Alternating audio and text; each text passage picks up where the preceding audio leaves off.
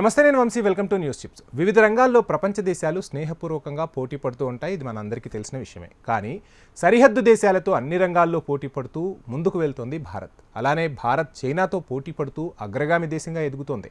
ఈ నేపథ్యంలో ఓ రంగంలో చైనాకు గట్టి పోటీని కూడా ఇస్తుంది భారత్. ఇటీవల వెల్లడైన ఓ నివేదిక ఈ విషయాన్ని తేటతెల్లం చేసింది. ఆ విషయం ఏంటనేది నేను మీకు చెప్పే ప్రయత్నం చేస్తాను.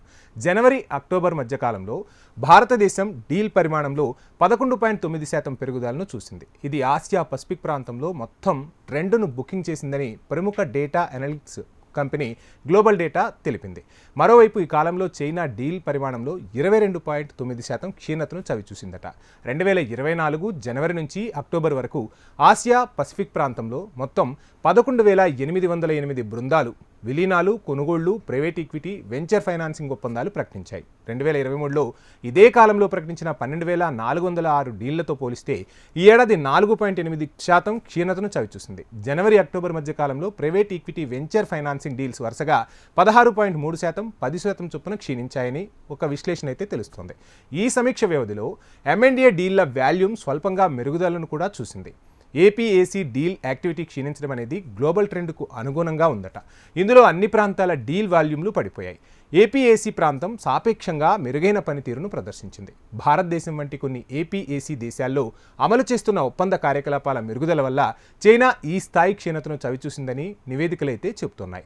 అలాగే సింగపూర్, మలేషియా, హాంకాంగ్, ఇండోనేషియాల డీల్ పరిమాణంలో వరుసగా 17.6%, 14.4%, 13.9%, 33% క్షీణతను చవిచూశాయి.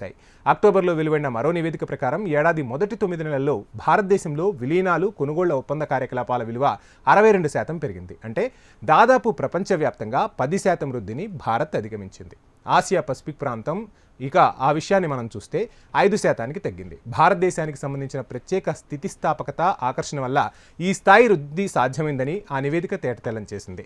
ముఖ్యంగా technology, media, industrials, health care వంటి రంగాలు మేక్ ఇన్ ఇండియా చొరవతో భారీ ఒప్పందాలకు కారణమయ్యాయని స్పష్టం చేసింది.